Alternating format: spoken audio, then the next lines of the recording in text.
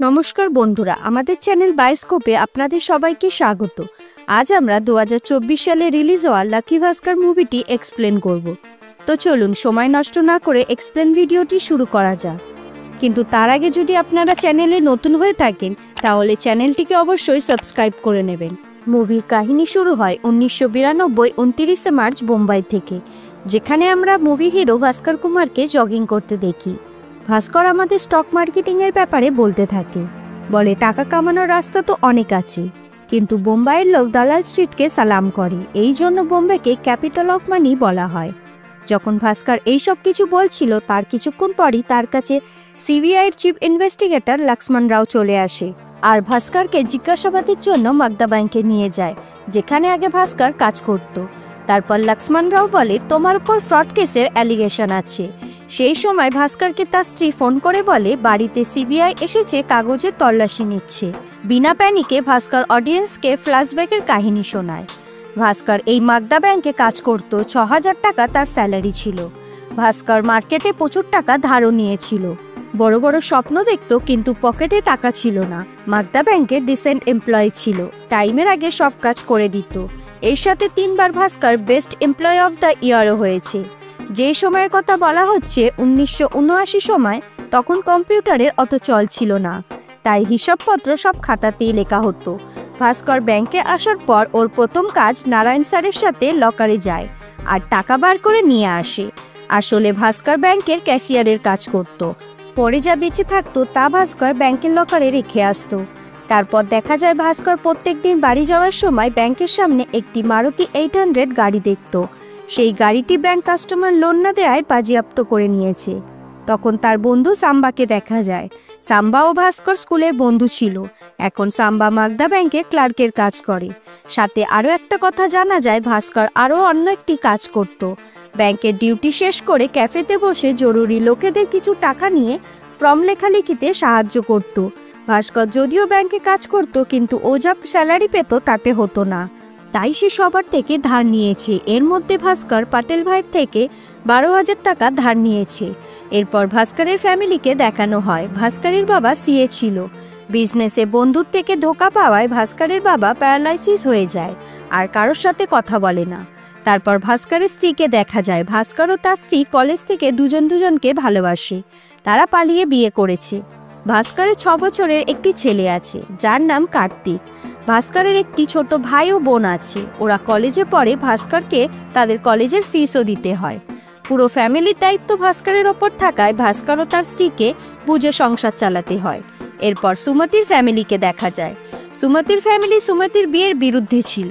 ভাস্করের থেকে সুমতির আর্থিক অবস্থা ভালো থাকায় সুমতির মা চায় যে সুমতি ভাস্করকে ছেড়ে অন্য কাউকে বিয়ে করুক।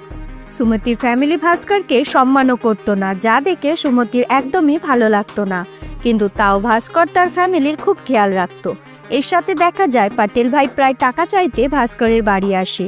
এরপর আমরা জানতে পারি সুমতি হোম ফুড আচারের বিজনেস খোলার খুব ইচ্ছা, কিন্তু তাদের আর্থিক অবস্থা ভালো না থাকায় বিজনেসটা করতে পারে না। তারপর দেখা যায় যখনই ভাস্কর ডিউটি শেষে ফর্ম ফিল আপ করতে বসে, তখন অ্যান্থনি নামে একজন ব্যক্তি লোনের জন্য আসে। ভাস্কর অ্যান্থনিকে বলে যে তোমার কাজ হবে না। আসলে অ্যান্থনির 2 লাখ টাকা দরকার, আর বন্ধক রাখার জন্য অ্যান্থনির কাছে কিছুই নেই। অ্যান্থনি ভাস্করকে জানায় ও মালয়েশিয়া থেকে 40টা টিভি আনিয়েছে, যার জন্য ওকে 5 লাখ টাকা দিতে হবে। তার মধ্যে 3 লাখ টাকা দেয়া হয়ে গেছে আর 2 লাখ টাকা পেন্ডিং আছে। কেউ যদি তাকে 2 লাখ টাকা দিতে পারে তাহলে অ্যান্থনি তাকে 20,000 টাকা দেবে। পরের দিন দেখা যায় পাটেল ভাই ভাস্করের কাছে যায়। পাটেল ভাই খুব রেগে থাকে আর তার কাছে টাকা চায়, কিন্তু ভাস্করের কাছে কোনো টাকা না থাকায় ভরা বাজারে তাকে অপমান করে আর জামার পকেটও ছিঁড়ে দেয়, সাথে তার স্কুটি নিয়ে চলে যায়। এই জন্য ভাস্করকে দৌড়ে অফিসে যেতে হয়। আর ভাস্কর অফিসে গিয়ে দেখে যেই প্রমোশনের জন্য এতদিন চেষ্টা করছিল সেই প্রমোশনটা অন্য কেউ পেয়ে গেছে। তারপর ভাস্কর সাম্বার কাছ থেকে জানতে পারে যে ওর নাম তো রিক্রুটই হয়নি। এই ব্যাপারে ভাস্কর রিজিওনাল ম্যানেজারের সাথে কথাও বলে। রিজিওনাল ম্যানেজারকে বলে ও বাঙালি বলে আপনি ওকে পোস্টটা দিয়েছেন। সেই সময় ম্যানেজার বলে তোমার থেকে সে বেশি ক্যাপেবল আর তোমার থেকে ভালো কাজ করে। তার সাথে ম্যানেজার এটাও বলে যে আমি জানি তুমি কাজের শেষে ক্যাফেতে গিয়ে কি করো, এটা ওপর মহলে বললে কি হবে জানো? এই শুনে ভাস্কর কান্নাকাটি করে বলে, স্যার ভুল হয়ে গেছে, ক্ষমা করে দিন। তারপর ভাস্কর ওখান থেকে বেরিয়ে ওয়াশরুমে গিয়ে বারবার ভাবতে থাকে যে এই 3 বছর পরিশ্রম করে কি লাভ হলো তার। এরপর ওয়াশরুম থেকে বেরিয়ে হাসিখুশিভাবে কাজ শেষ করে ক্যাফেতে গিয়ে সাম্বার সাথে দেখা করে। তখন ওখানে অ্যান্থনি চলে আসে। সেই সময় ভাস্কর জিজ্ঞাসা করে, তুমি 2 লাখ টাকা যদি পাও তাহলে কি করবে? অ্যান্থনি বলে, আমি 2 লাখ টাকাকে 4 লাখ টাকা করে দেব। এই কথা শুনে ভাস্কর বলে, এ নাও 2 লাখ টাকা, আর আমাদের 20% দিতে হবে। অ্যান্থনি রাজি হয়ে যায়। সেই সময় সাম্বা ভাস্করকে জিজ্ঞাসা করে, এত টাকা কোথা থেকে এলো? তখন আমরা ফ্ল্যাশব্যাকে দেখি ভাস্কর ব্যাংকের ক্যাশ থেকে 2 লাখ টাকা সরিয়ে নেয়। সেই সময় ভাস্কর বলে, কি হলো এত ভদ্রতা দেখিয়ে? ঘরের অবস্থা খারাপ, বাইরে সবাই টাকা পায়, ভাই বোনের কলেজে ফিস দিতে হবে, আর বাসে করে বাড়ি ফেরার মতন পকেটে টাকাও নেই। আমার এরকম অবস্থা দেখে নিজেরই ভালো লাগছে না। এরপর অ্যান্থনির কাছ থেকে ভাস্কর পুরো ব্যবসার ব্যাপারে জানতে চায়। তখন অ্যান্থনি জানায়, ইন্ডিয়ায় প্যারাসনিক ও সোনি টিভির প্রচুর চল। ইন্ডিয়া এই কোম্পানি টিভির দাম 30 থেকে 40,000 টাকা, কিন্তু মালয়েশিয়া ও আরবি দেশে টিভির দাম কম 12,000 টাকা। ইন্ডিয়ায় ট্যাক্সের জন্য বেশি দাম। সেই সময় ভাস্কর অ্যান্থনিকে জিজ্ঞাসা করে যে এই সব কিছু চেকিং হয় না? অ্যান্থনি বলে, কোস্টগার্ড আমার বন্ধু হওয়ায় সব জিনিস স্পেয়ার পার্ট দেখিয়ে সহজেই সেই মালপত্র পেয়ে যায়। তারপর সবাই সবার কাজে লেগে পড়ে। সাম্বা অ্যান্থনির সাথে যায় আর ভাস্কর নিজের বাড়িতে। এরপর রাত হতেই ভাস্করের বাড়িতে অ্যান্থনি ও সাম্বা চলে আসে।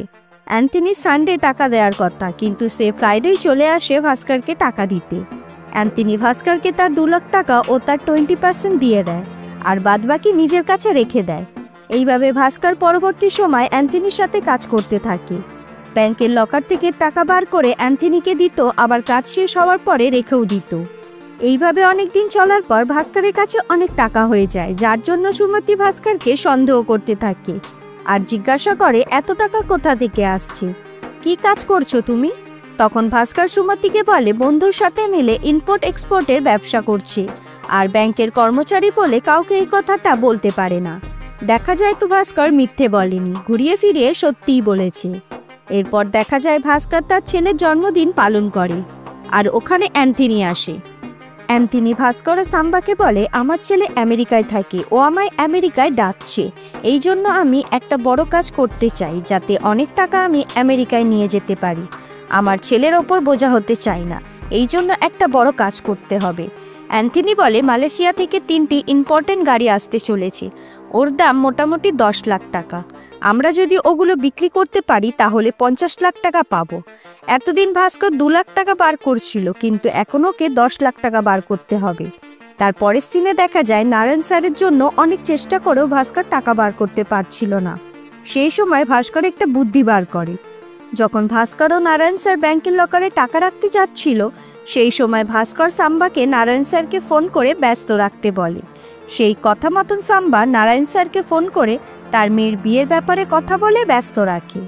সেই সুযোগে ভাস্কর 10 লাখ টাকা সরিয়ে নিজের ব্যাগে রেখে দেয়। ভাস্কর টাকা তো সরিয়ে নেয়, কিন্তু একটা বড় প্রবলেম হয়ে যায়। অ্যান্থনি যার সাথে এই গাড়িগুলো ডিল করেছিল, সে এখন এগুলো নিতে পারবে না। এই জন্য তারা 3 জনে চিন্তিত হয়ে পড়ে। সেই সময় ভাস্কর বলে, এখন আমাদের কাছে 2 দিন টাইম আছে ডিলার খোঁজার। এরপর অ্যান্থনিও লেগে পড়ে গাড়ির জন্য অন্য ডিলার খুঁজতে। দিনের শেষে অ্যান্থনি একটি ডিলারের খোঁজ পায়, আর সেটা হয় গোয়ার। অ্যান্থনি প্রথমে তো ওই গাড়িগুলোতে সরকারি নাম্বার প্লেট লাগায়, যাতে পুলিশ ওদের ধরতে না পারে, কিন্তু মাঝখানে সাম্বার ভুলের কারণে পুলিশ ওদের ধরে ফেলে। তখন ভাস্করের কাছে একটি প্ল্যান থাকে। ভাস্কর রাস্তার কিছু ভিখারিদের নেতাদের জামা কাপড় পরিয়ে তাদের সাথে নিয়ে আসে, আর পুলিশ ধরলে বলে, ইনি সিএম, এদের যেতে দাও। এরপর পুলিশ তাদের কথা শোনে না। তখন ভাস্কর একটি বার ডান্সারকে ওখানে নিয়ে আসে, আর পুলিশকে বলে, সঞ্জয় দত্তের পরবর্তী মুভিতে ইনি থাকবে। তাহলে এনার পাওয়ার কত দূর বলুন তো? এনারা আপনাকে সাসপেন্ডও করে দিতে পারে। এই কথা শুনে পুলিশ তাদেরকে যেতে দেয়। তারপর অ্যান্থনি গোয়ায় গিয়ে গাড়ি বিক্রি করে দেয়, আর যা টাকা পায় সবাইকে সবার ভাগ দিয়ে দেয়। অ্যান্থনি বড় কাজ করতে সফল হয়েছে, তাই সে পরের দিন আমেরিকায় চলে যায়। কিন্তু যাওয়ার সময় অ্যান্থনি ভাস্করকে বলে যায় যে যখনই তার দরকার মনে হবে তাকে যেন সে বলে। পরের দিন সকালে যখন ভাস্কর সেই 10 লাখ টাকা সুটকেস নিয়ে ব্যাংকে যায়, তখন ব্যাংকের সামনে পুলিশকে দেখে ভয় পেয়ে যায়। তারপর ভাস্কর ব্যাংকের ভেতর প্রবেশ করতে শকিং নিউজ শোনে যে রিজিওনাল ম্যানেজার ও এজিএম ম্যানেজারকে ফ্রড কেসের জন্য পুলিশ গ্রেপ্তার করে নেয়। সেই সময় ভাস্কর এটাই ভাবতে থাকে যে এই সব কিছু থেকে কি করে সে ব্যাংকের লকারে ওই টাকাগুলো রাখবে। এরপর ভাস্কর যখন নারায়ণ স্যারের সাথে টাকা বার করতে যায় তখন 40 লাখ টাকা বার করে নিয়ে আসে, কিন্তু নারায়ণ স্যারকে বলে সে 50 লাখ টাকা বার করেছে। তারপর কিছুক্ষণ পর ভাস্করের কাছে জিএম আসে আর জিজ্ঞাসা করে তোমার ওই সুটকেসে কি আছে। তখন ভাস্কর বলে আমি গ্রামে গিয়েছিলাম, আজ সকালে ফিরেছি, তাই বাড়ি না গিয়ে অফিসে চলে এসেছি। সেই সময় জিএম ভাস্করকে সুটকেস খুলে দেখাতে বলে আর নারায়ণ স্যারকে টাকা গুনতে বলে। যখন নারায়ণ স্যার টাকা গোনে তখন পুরো 50 লাখ টাকাই পায় আর ভাস্করের ব্যাগ থেকে কিছুই পাওয়া যায় না। আসলে দেখা যায় ভাস্কর আগে থেকেই সব টাকা সরিয়ে দিয়েছিল। ভাস্কর সুটকেস থেকে টাকা বার করে টেবিলে একটি ট্রের মধ্যে রেখে দেয়। তাই যখন নারায়ণ স্যার টাকা গোনে ওই 10 লাখ টাকা নিয়ে 50 লাখ টাকা হয়ে যায়, যার জন্য ভাস্কর বিপদ থেকে বেঁচে যায়। এইভাবে ভাস্কর 6 লাখ টাকা জমিয়ে ফেলে, কিন্তু পরের দিন ভাস্করের ভাইয়ের আমেরিকায় পড়াশোনার জন্য 6 লাখ টাকার দরকার হয়। তখন ভাস্কর সেই টাকাটা তার ভাইয়ের পড়াশোনার জন্য দিয়ে দেয়। এই সব কিছুর পর ব্যাংকের ম্যানেজার ভাস্করকে ডেকে পাঠায়, বলে অনেকে সাসপেন্ড হয়ে গেছে, তাই আমরা ভাবছি তোমার প্রমোশন করিয়ে দিই, তুমি খুব ভালো কাজ করো। তারপর ভাস্করকে ক্যাশিয়ার থেকে ইজিএম বানানো হয় আর স্যালারি হয় 19,500, সাথে তার পছন্দের মারুতি গাড়িটাও দিয়ে দেয়া হয়। এই খবরটা ভাস্কর তার স্ত্রী সুমতিকে জানায়। সুমতি খুশিতে পাগল হয়ে যায়। এরপর সিন প্রেজেন্টে ফিরে আসে। সিবিআই লক্ষ্মণ রাও বলে তোমার স্যালারি তো 19,500, তাহলে তোমার অ্যাকাউন্টে 100 কোটি টাকা এলো কি করে? একজন সাধারণ ব্যাংক এমপ্লয়ের কাছে তো এত টাকা আসতে পারে না। তখন ভাস্কর আগের কাহিনী বলতে থাকে, বলে আমার কাজ ছিল হর্ষদ মেহরার অ্যাকাউন্ট দেখা। একদিন হর্ষদ মেহরার খাস ব্যক্তি সুরজ ভাস্করের সাথে দেখা করতে আসে, কিছু পেপারসও দেয়, বলে এটা কাটেরিয়া ব্যাংকের ভিআর। অন্যদিকে দেখা যায় মাগদা ব্যাংকের একজন স্টাফ নারায়ণ স্যারকে জিজ্ঞাসা করে এই ভিআরটা কি। সেই সময় নারায়ণ স্যার বলে আমাদের যেরকম টাকার দরকার হয় সেরকম এক ব্যাংক আরেক ব্যাংক থেকে টাকা লোনও নিতে পারে। আরবিআইয়ের মতে এক ব্যাংক আরেক ব্যাংকে সোজাসুজি টাকা দিতে পারে না, মাঝে একটি ব্রোকারের দরকার হয়। আমাদের ব্যাংক ও কাটেরিয়া ব্যাংকের মাঝে ব্রোকার হর্ষদ মেহরা। আমরা টাকা হর্ষদ মেহরাকে দেব আর হর্ষদ মেহরা কাটেরিয়া ব্যাংকে দেবে। ঠিক এভাবেই আবার টাকা ফেরতও নেওয়া হয়। হর্ষদ মেহরার ব্রোকার হওয়ার জন্য কিছু কমিশনও পায়। এরপর দেখা যায় ভাস্কর সুরজকে ভিআর দেওয়ার সময় বলে 2 সপ্তাহ টাইম আছে, 2 সপ্তাহের মধ্যে ক্লিয়ার করে দেবে। তখন সুরজ এই বলে ভাস্করকে ঘুষ দেওয়ার চেষ্টা করে, কিন্তু ভাস্কর বলে 2 সপ্তাহ মানে 2 সপ্তাহ। এরপর একদিন ভাস্কর হর্ষদ মেহরার ব্যাংক স্টেটমেন্ট দেখে অবাক হয়ে যায়। হর্ষদ মেহরার কোটিতে ব্যাংক ট্রানজ্যাকশন হয়। ভাস্কর বুঝতে পারে না যে হর্ষদ মেহরা এত টাকা লোন নিয়ে কি করে। এই সব কিছুর পর ভাস্কর দালাল স্ট্রিট যায় আর জানতে পারে যে হর্ষদ মেহরা সব টাকা স্টক মার্কেটে ইনভেস্ট করে। হর্ষদের কাছে একটা বড় টিম ছিল, যখন শেয়ার কম হয় তখন নিজের টিমকে বলে সব শেয়ার কিনে নেয়। এর ফলে ওর অনেক লাভ হয়। তারপর সে কাটেরিয়া ব্যাংকের মাধ্যমে মাগদা ব্যাংকের লোনও মিটিয়ে দেয়। এই সব কিছু ভাস্কর ভালোভাবেই বুঝে গিয়েছিল। এই জন্য একদিন ভাস্কর সুরজকে ডেকে পাঠায়। তখন সুরজ ভাস্করকে বলে আমি আপনার অনেক খেয়াল রাখবো। সেই সময় ভাস্কর বলে আমার 2টো কন্ডিশন আছে, প্রথমত যা প্রফিট হবে তার 1% আমাকে দিতে হবে, আর দ্বিতীয়ত তোমরা যা শেয়ার কিনবে তা আমাকে জানাতে হবে, আর বেচলেও আমাকে জানাতে হবে। এই সব কিছু সুরজ মেনে নেয়। এরপর থেকে সুরজ যখনই শেয়ার কেনে তখনই আগে ভাস্করকে জানিয়ে দেয়। তার জন্য ভাস্কর ওই শেয়ারগুলো কিনে নেয়, আর বিক্রি করার হলো সুরজ ভাস্করকে আগে থেকেই বলে দেয়। এইভাবে ভাস্কর বড়লোক হয়ে যায় আর ওর কাছে অনেক টাকা থাকে, কিন্তু সব ব্ল্যাক মানি। ওগুলোকে হোয়াইট মানি করার জন্য ভাস্কর অ্যান্থনির এক লোক আনোয়ারের কাছে যায়। আনোয়ার ভাস্করকে বলে আমরা যদি এই টাকাগুলো লটারিওয়ালাকে দিয়ে দিই তাহলে ওরা আমাকে লটারির উইনার টিকিট দিয়ে দেবে আর তোমার টাকা হোয়াইট হয়ে যাবে। আর ওরা তাই করে। পরের দিন লটারি টিকিটে ভাস্করের নাম আসে, কিন্তু ভাস্কর 25 লাখ টাকার টিকিট পেয়েছিল, কিন্তু ওর ট্যাক্স কেটে 17 লাখ টাকা পায়। ভাস্কর এই 17 লাখ টাকা শেয়ারে ইনভেস্ট করে 70 লাখ টাকা করে নেয়। প্রেজেন্টে দেখা যায় এই সব কিছু ভাস্কর সিবিআই লক্ষ্মণ রাওকে বলে। তখন লক্ষ্মণ রাও ভাস্করকে বলে তুমি 70 লাখ টাকা থেকে 69 লাখ টাকা কোথায় খরচ করলে?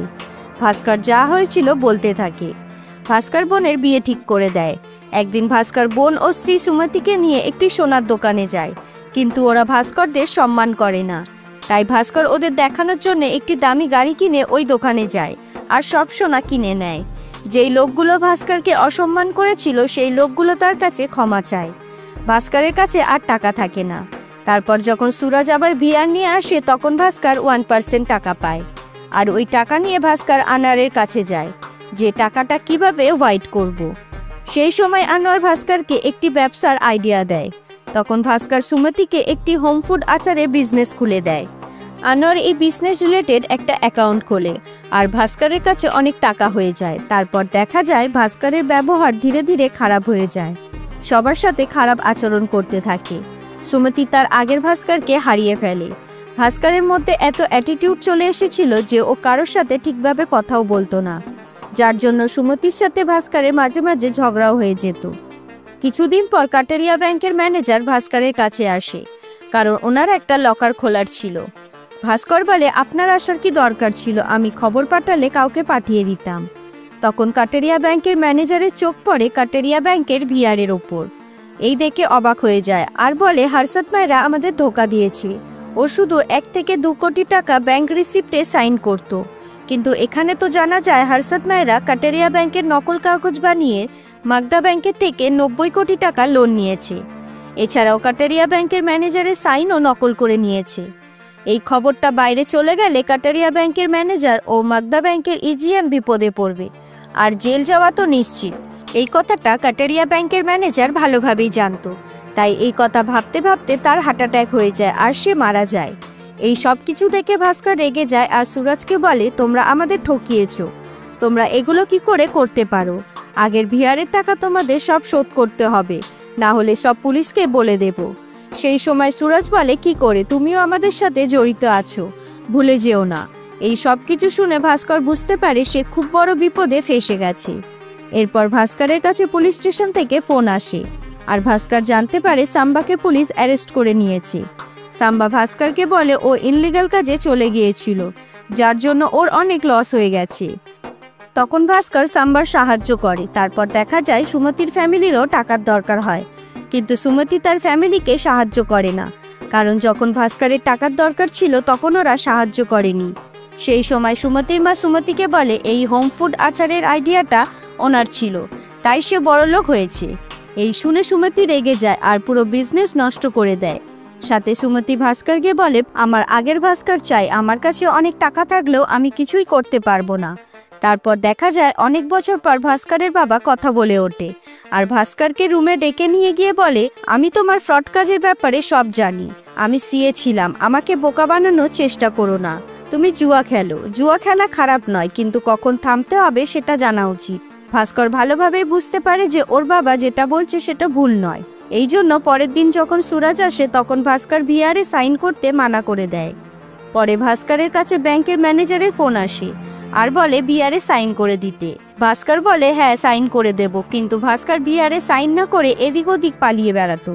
এর মধ্যে ভাস্কর অনেক কিছু ভেবেও নিয়েছিল, সাথে একজন ভালো মানুষও হয়ে যায় আর পাটেল ভাইয়ের কাছে বাজে আচরণের জন্য ক্ষমা চায় আর যে স্কুটিটা ভেঙে দিয়েছিল সেটাও ফেরত করে। এরপর ভাস্কর সুমতিকে বলে, আমি যত বড় লোকই হই না কেন, আমি তোমার সেই আগের ভাস্করের মতনই থাকবো, এটা আমি কথা দিলাম। পরের দিন ম্যানেজার ভাস্করকে ডেকে পাঠায়, বলে, তুমি ভিআরে সাইন করছো না কেন? তখন ভাস্কর বলে, আমি সাইন করব না, কারণ সুরজ আগের ভিআর ক্লিয়ার করছে না তাই। সেই সময় ম্যানেজার ফোর্স করে যে তুমি সাইনটা করে দাও। ভাস্কর বলে, আমি ব্যাংকের সাথে ভুল কাজ করতে পারবো না, এ নিন আমার রেজিগনেশন লেটার। তারপর ভাস্কর ব্যাংকের সবার সাথে দেখা করে বলে, এই ব্যাংকে আমি অনেক শ্রদ্ধা করি, তাই এই ব্যাংকের খারাপ কিছু করতে পারি না, এখন থেকে আমি আর এই ব্যাংকে কাজ করব না, এই বলে সে চলে যায়। এরপর সিন প্রেজেন্টে আসে। সিবিআই লক্ষ্মণ রাও ভাস্করকে বলে, এটা তো হর্ষদ মেহরার টাকার কথা নয়, কথা হলো তোমার টাকার, যা শেয়ার মার্কেট ও অন্য জায়গা থেকে কামিয়েছ। ওই সব টাকা তোমাকে মাগদা ব্যাংকে ফেরত দিতে হবে। সেই সময় আমরা জানতে পারি সিবিআই লক্ষ্মণ রাও ও মাগদা ব্যাংকের ম্যানেজারদের সাথে জড়িত। ব্যাংকের চেয়ারম্যান ভাস্করকে বলে, কাটারিয়া ব্যাংকের যে নকল কাগজ তৈরি হয়েছিল আর সাইন, এই সব কিছু আমাদের প্ল্যান করে করা। হর্ষদ মেহরা ওই সব টাকার স্টক মার্কেটে লাগাতো, এর জন্য আমরা তার থেকে কিছুটা অংশ পেতাম, কিন্তু তুমি তো অনেক টাকা স্টক মার্কেটে লাগাতে, ফলে তুমি 100 কোটি টাকা কামিয়েছো। যে 100 কোটির ঘাটতি হয়েছে সেটা তুমি হর্ষদ মেহরা অ্যাকাউন্টে দিয়ে দেবে, আর হর্ষদ মেহরা আমাদের দিয়ে প্রবলেম সলভ করবে। এটা তুমিই করবে, কারণ তুমি যদি রিজার্ভ ব্যাংকে না বলতে মাগদা ব্যাংকে টাকার ঘোটালা চলছে, তাহলে এই সব কিছুই হতো না। ফ্যামিলির কথা ভেবে ভাস্কর চেকবুকে সাইন করে দেয় আর সেখান থেকে হাসি মুখে বেরিয়ে পড়ে। পরের দিন ব্যাংক ম্যানেজার অবাক হয়ে যায়, কারণ যখন ভাস্করের অ্যাকাউন্ট থেকে টাকা বার করতে যায় তখন জানতে পারে যে তার অ্যাকাউন্ট থেকে বিগত 10 দিন আগে সব টাকা বার করে নিয়ে অ্যাকাউন্ট ক্লোজ করে দিয়েছে। আর এই সব কিছু এখন কম্পিউটারে আপডেট করা হয়নি। এই আপডেট মাসের শেষে এন্ট্রি করা হয়। এরপর দেখা যায় ভাস্কর তার ফ্যামিলিকে নিয়ে ফ্লাইটে করে কোথাও যাচ্ছে। তারপর আমাদের ফ্ল্যাশব্যাকের সিন দেখানো হয়। যখন ভাস্করের কাজের ব্যাপারে ভাস্করের বাবা জেনে যায় তখন ভাস্করের বাবা ভাস্করকে অনেক ধরনের আইডিয়া দেয়। বলে, ইনকাম ট্যাক্স নয় তো আরবিআই তোমাকে ধরতে পারে, তার জন্য তোমাকে ব্যাংক থেকে সব টাকা বার করে নিতে হবে। তাই সে আগে থেকে টাকা বার করে নিয়েছে। এরপর দেখা যায় ভাস্কর ওই শহর ছেড়ে আমেরিকায় চলে যায়। ভাস্করের বাবার কিছু চেনা পরিচয় থাকায় কাজটি সহজেই হয়ে যায়। ভাস্কর আরবিআইকে ব্যাংক ম্যানেজার, চেয়ারম্যান ও লক্ষ্মণ রায়ের ব্যাপারে কমপ্লেন করায় তাদের পুলিশ ধরে নিয়ে যায়। জিজ্ঞাসা করার জন্য হর্ষদ মেহরাকেও পুলিশ স্টেশনে ডাকা হয়। এদের সবাইকে ফাঁসিয়ে ভাস্কর আমেরিকায় ভালোভাবে জীবন কাটাতে থাকে। আর এখানেই মুভি শেষ হয়ে যায়। মুভিটি ভালো লাগলে লাইক, কমেন্ট, শেয়ার করবেন আর চ্যানেলটিকে অবশ্যই সাবস্ক্রাইব করে নেবেন।